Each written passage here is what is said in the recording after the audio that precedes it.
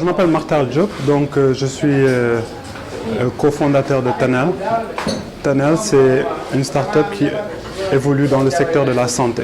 Donc aujourd'hui, le but de Tanel, c'est de digitaliser le secteur de la santé en général, que ce soit pour les médecins, pour les pharmaciens, pour les IPM, pour les cabinets médicaux, de leur donner les meilleurs outils digitaux, accessibles et pas chers.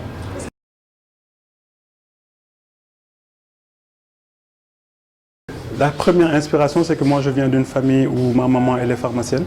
J'ai vu c'était quoi être pharmacien, j'ai vu comment il était difficile, mais j'ai vu aussi le parcours client quand une personne veut accéder aux services de santé.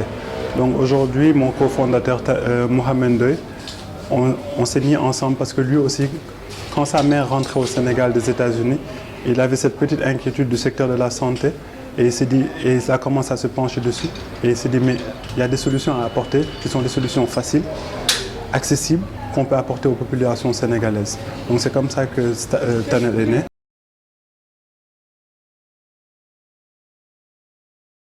L'objectif principal de Tanel, c'est de digitaliser le secteur de la santé. Maintenant, cette digitalisation, elle passe par digitaliser tous les acteurs de la santé, que ce soit les pharmaciens, les docteurs, les cabinets médicaux, les hôpitaux, pour que le patient puisse avoir un historique de santé à travers son application, pour que la prise en charge de sa santé soit optimale aujourd'hui.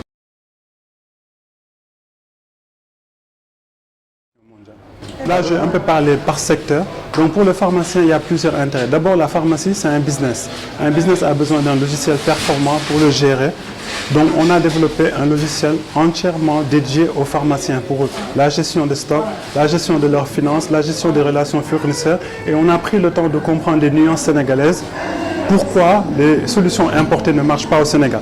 Quand vous parlez des IPM, les IPM et les assurances sont exposés à la fraude à tout moment. Les fraudes à l'identification et tout ça. Aujourd'hui, on a une plateforme pour ces IPM pour gérer leur business non seulement, mais aussi pour être en relation avec leurs prestataires. Quand un membre de l'IPM avec sa carte se rend aujourd'hui à la pharmacie, à travers la plateforme Tanel, on peut vérifier si ce membre-là a une assurance active.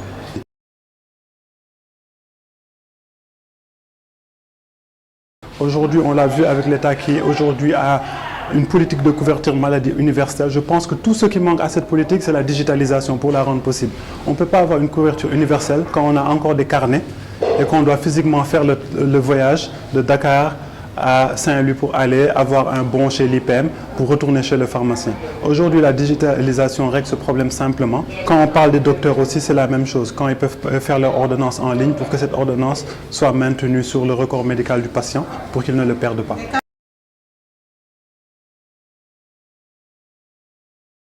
On comprend les réalités du Sénégal, donc c'est une solution qui est accessible en ligne, mais qui marche aussi hors ligne. C'est-à-dire quand la connexion est perdue, la solution est accessible hors ligne, et quand la connexion revient ou est beaucoup plus stable, là la synchronisation se fait.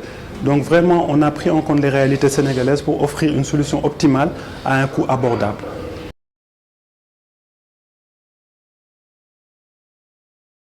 On regarde la digitalisation de deux côtés. Aujourd'hui, on a vu ce que certaines entreprises peuvent faire, ce que Wave a montré que vraiment le Sénégalais est avide de solutions qui marchent pour eux. Par rapport à mon vécu dans deux continents, ça c'est le grand paradoxe. Quand on voit les Amériques de loin, on pense que c'est le pays le plus digitalisé.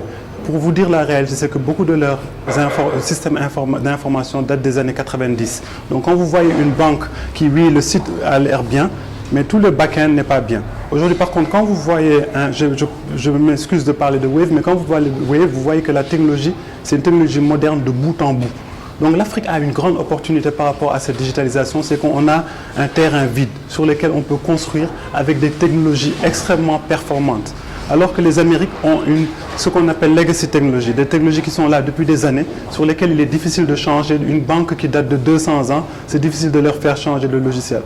Donc aujourd'hui, l'Afrique a vraiment ce que les Américains appellent du leapfrog. C'est ce qu'on a fait avec le mobile. Beaucoup de gens n'ont jamais eu de téléphone chez eux, fixe, mais tout le monde a un mobile. Donc on a sauté cette étape. On a l'occasion de sauter beaucoup d'étapes avec le digital pour, je ne dirais pas rattraper parce qu'il y a un grand gap, mais au moins pour rentrer dans la course dans cette troisième révolution-là avec le digital.